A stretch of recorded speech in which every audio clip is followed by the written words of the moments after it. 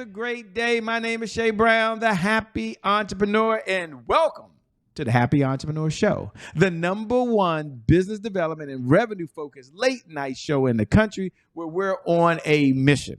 And our mission is to empower. Our mission is to inspire.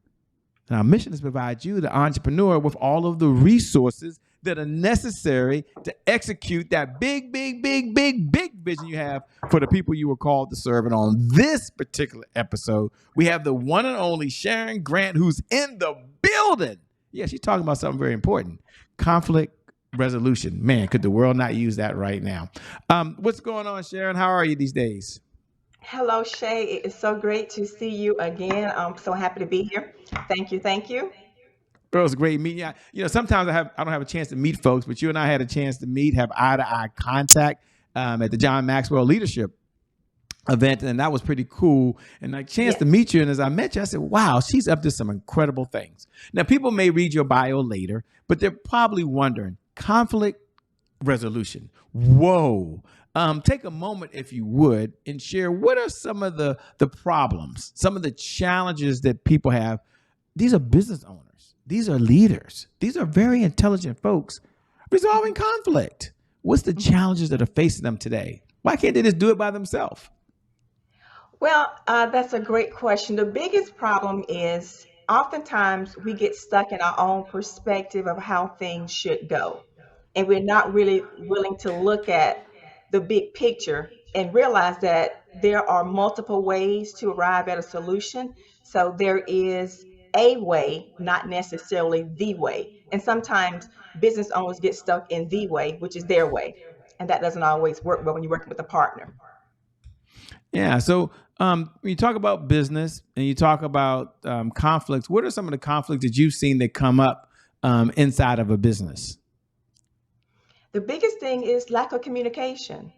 Oftentimes, communication is supposed to filter down from the top to the bottom, but that doesn't always happen. And then people don't know what the expectations are, which causes frustration and begins to wear away at that fabric of the teamwork, the partnership within the business. Now, communication means different things to different people. Take a moment when you say that they aren't communicating. It seems to me they know how to send an email off. Maybe it's Shay Brown here. Seems to me they know how to have a conversation. Maybe it's Shay Brown. They know how to send a text message. Is it the verbal communication? Is it the written communication? Is it the mixed communication that's not getting down? Or are they just refusing some of the business and what you've been observing and researching and so forth? Are they just refusing just to even speak to those folks at a whole different level? Take a moment for the audience that are watching. A lot of the audience, by the way, Sharon, they're entrepreneurs. They work full-time jobs, so they're a dualpreneur and they're a full-time entrepreneur. And so they're like, whoa, this can help me not only as an entrepreneur, but also in your corporate space. Yeah. And so what happens with communication is it's meant to be, I speak, you listen, you speak, I listen. And we have to be able to hear what the other person is saying. But sometimes my perspective on the matter may prevent me from truly hearing or listening for understanding in what you're trying to tell me. And so a piece that's missing is listening for that understanding. So the communication gets lost in translation. Yeah, what really interests me the most is when I saw that you're going to take ideas from marriage and then be able to relate that to business. Now, I'm someone who's very happy. God's blessed me. I'm on my third marriage. Been together 14 years. I got married to my sweetheart fantasy girl from high school. So it's a true blessing. So I'm really, really happy. But I've got to ask the question. I mean, ideas for marriage and apply those in business. For the person that's out there like me that went to DC public schools, can you kind of break down how these two kind of come together? Because we're all curious right now. Well, if you think about it, marriage is meant to be a partnership. And oftentimes, as an entrepreneur or in a business world, we're establishing partnerships with other people. And so that's the basic way to explain it. It's a partnership. Marriage is a partnership. And in business, we create partnerships. So that's the best way to explain it. And what do you say to the person that's listening right now and says, Shay, this sounds good. I'm listening to her. She's making sense over there, but who is she?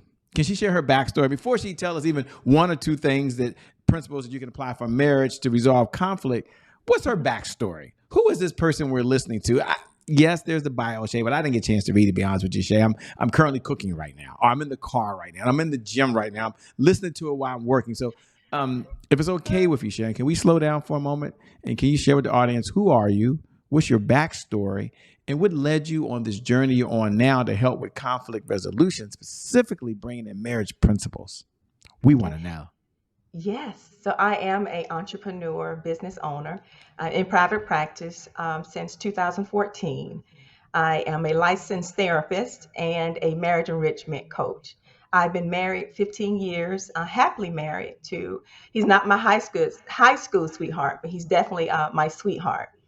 I am a certified marriage and prepare and enrich facilitator and trainer, which means that I have the wisdom, the knowledge, skill set to teach others who have an interest in becoming facilitators to be able to work with couples in a real way, teaching them strategies to improve their marriage.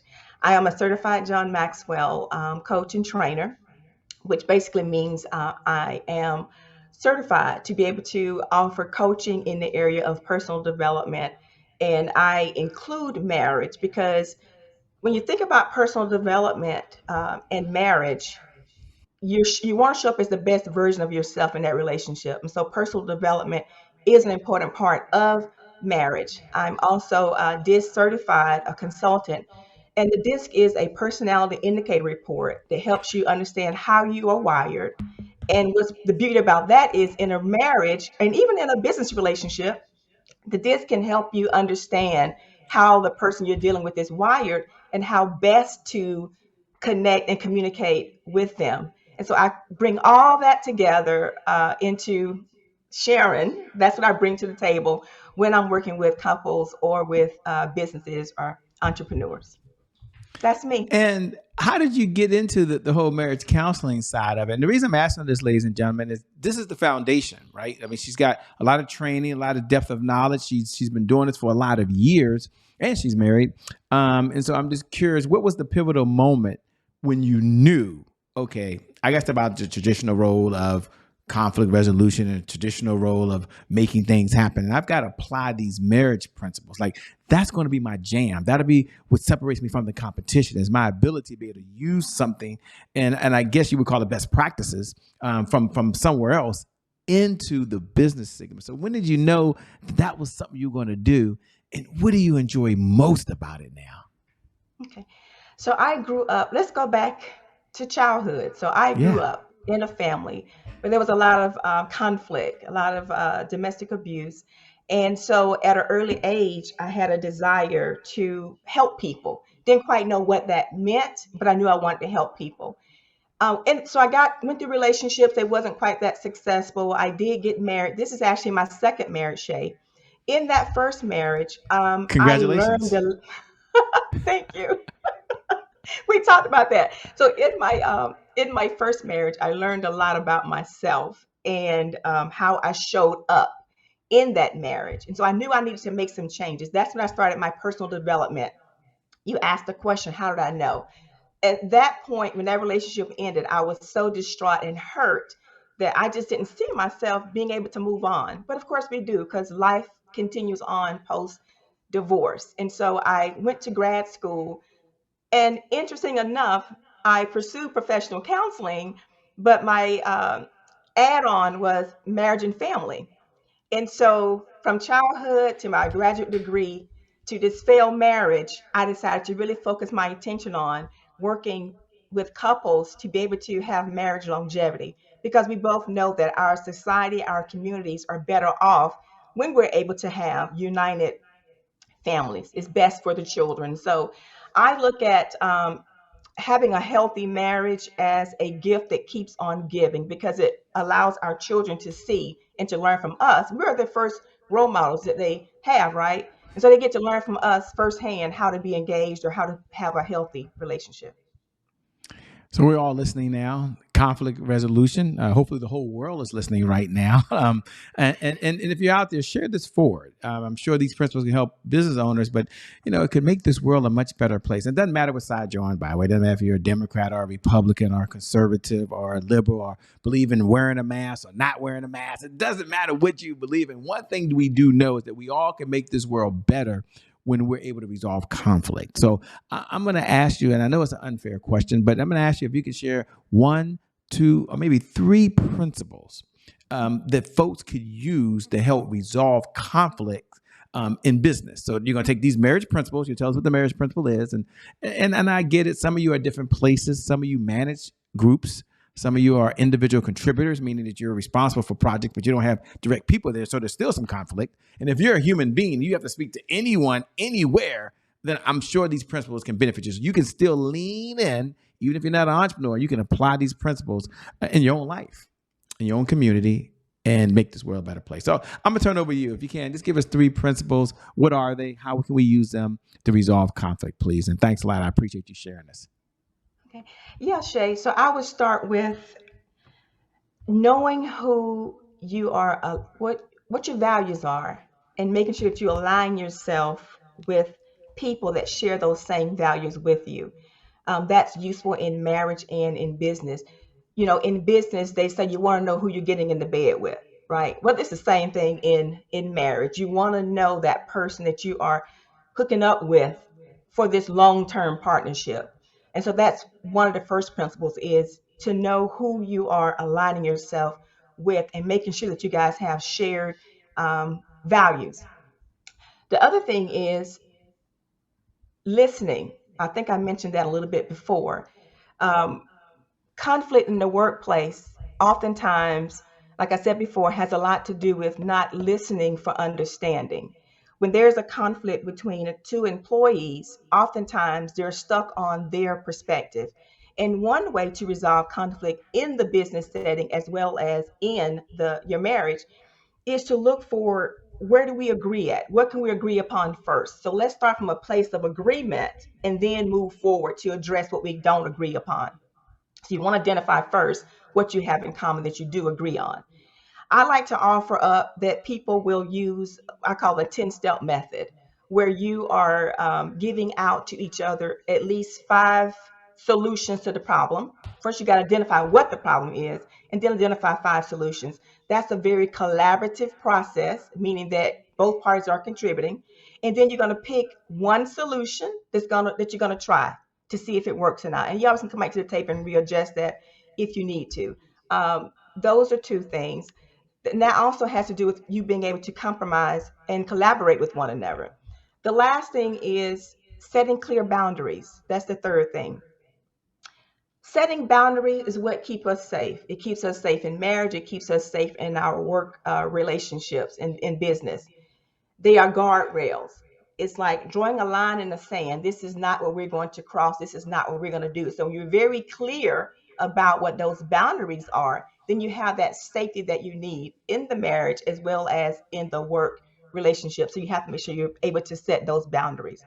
Setting boundaries has a lot to do with being assertive, looking for that win-win for both parties. The win-win for both parties. And, when you first start dealing with conflict resolution, thanks for those 3 points, by the way. They were spot on, by the way. What would you say to the person that says, gosh, I hate having the conversation? Like, for me, sometimes I have a way of avoiding things.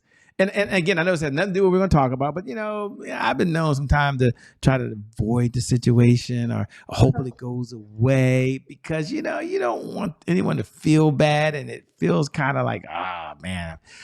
And I might be the only one. Maybe I'm alone out there. This is not a therapy session for Shay Brown, ladies and gentlemen. But maybe you're like me. Maybe you found yourself in a situation where you got to have a tough conversation. It's not that you have the confidence or the courage. It's just you just don't want to deal with it.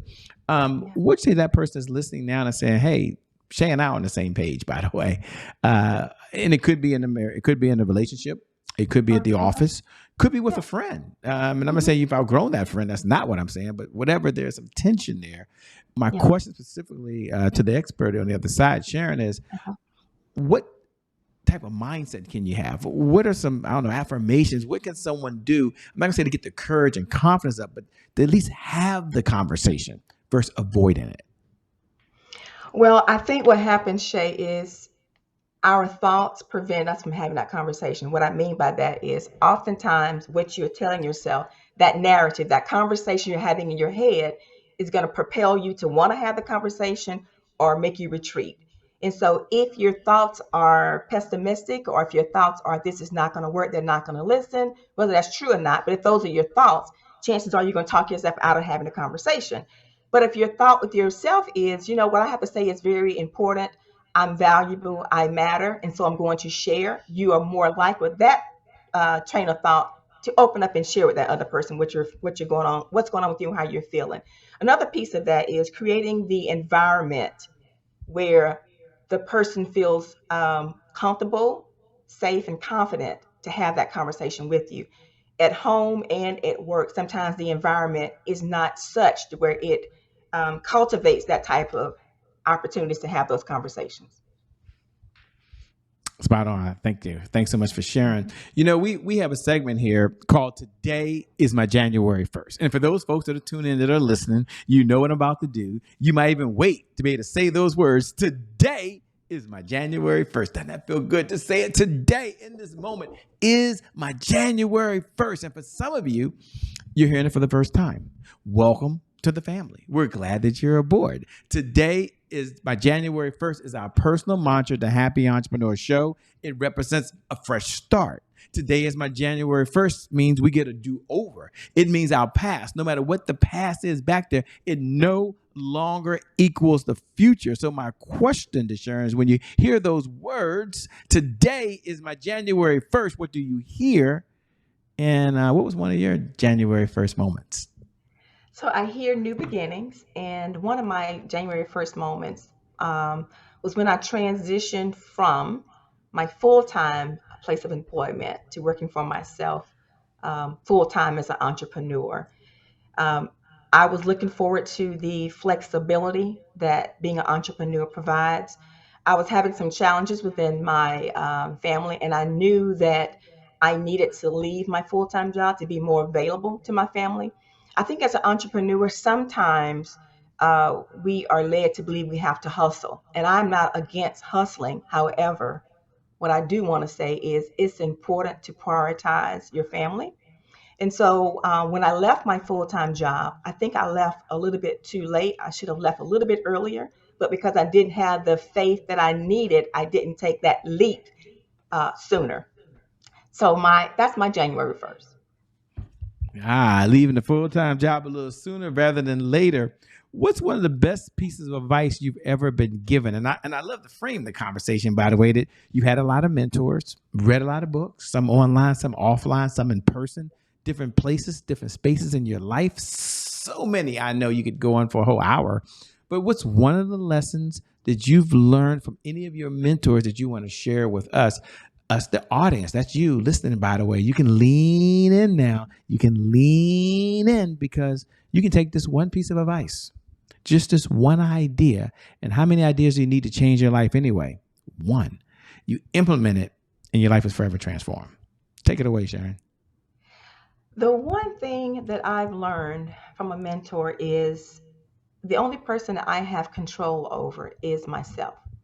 And anytime Mm. I try to control other people, places, or things, it only leads to frustration and letdown because you may have expectations that other people may not be able to meet or want to meet. And so if I focus my attention on what's within my control, then I'm better able to be productive and get things done. It doesn't mean I can't trust other people. It just means that I have to recognize who I have control over, which is me. And it reminds me of the Serenity prayer. So I try to apply that each day. You said the Serenity prayer. Some folks might not know what some of it is or the context. Can you share a little bit? I mean, don't say the whole prayer, obviously, but what's the context of it and why it's so important and why it's something that Yeah. you mentioned it as if the whole world should know?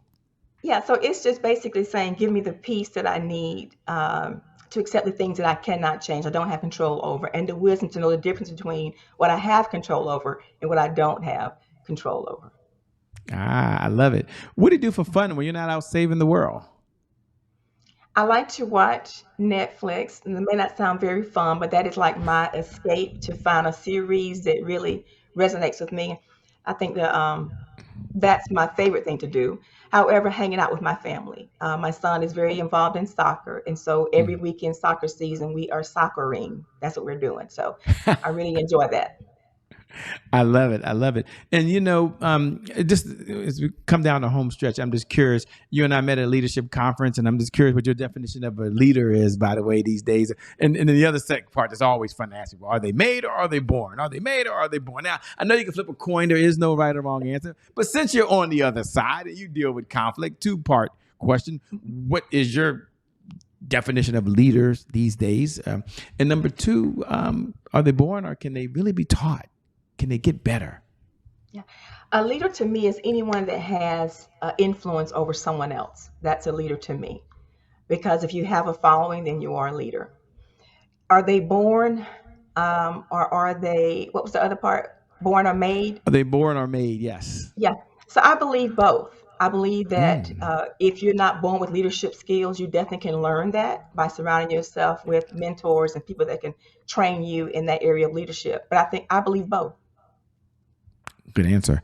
As we come down the home stretch, how can folks best connect with you? Two-part question. Number one, what type of clients are you taking on these days? Are you working with, if any? And number two, how can folks best connect with you over and beyond today so they can stay in this conversation?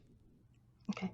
So the clients I'm working with right now is couples, married couples, who are experiencing some tension in their marriage, and they recognize the need for some outside assistance. So they're proactive in reaching out for help, and they're not quite at the point where I even thought about divorce. That's who I like to work with. So couples who are proactive, they're committed, and they want to put the work in because it requires work for a marriage. For a marriage to work, it requires work. Mm. And And how what was can it? folks best connect with you? So on Facebook, I am Sharon Grant. My business Facebook is Oasis of Serenity. On Instagram, I am Oasis of Serenity CC. And on TikTok, I am Sharon Grant. Well, let me say, Sharon Grant, thanks so much for being on the Happy Entrepreneur Show. We appreciate it. And looking forward to talking to you and seeing you again soon. Yes, thank you, Shay. I appreciate it. Thank you. And thank you. Thank you, the audience. Thank you for tuning in. Thank you for showing up. Thank you for sharing this. We appreciate it. Every time you show up, we appreciate it. Number one, every time you hit the share button and you pay this message forward, we appreciate it. And I always like to close. I always like to share. It's my favorite part of the whole show is to share with you that no matter what your day's been like, no matter what you're going through, no matter how successful it's been or what challenges you've had, that you are truly amazing. You're super duper awesome. You're incredible. You're fantastic. In fact, you can take your right hand if you're right-handed. You can take your left hand if you're left-handed. You can pat yourself on the back and tell yourself you're a champion. You're a winner because you showed up. And because today is your January 1st, I believe your best is still yet to come. Your best is yet to come. Your best is still ahead of you. My name, for those that are curious, is Shay Brown, the Happy Entrepreneur. Make it a great day, everyone. And I promise you from the bottom of my heart, we'll make some good things happen. We connect again next time. God bless. We wish you success. Thanks a lot, Sharon. We're out of here. Peace.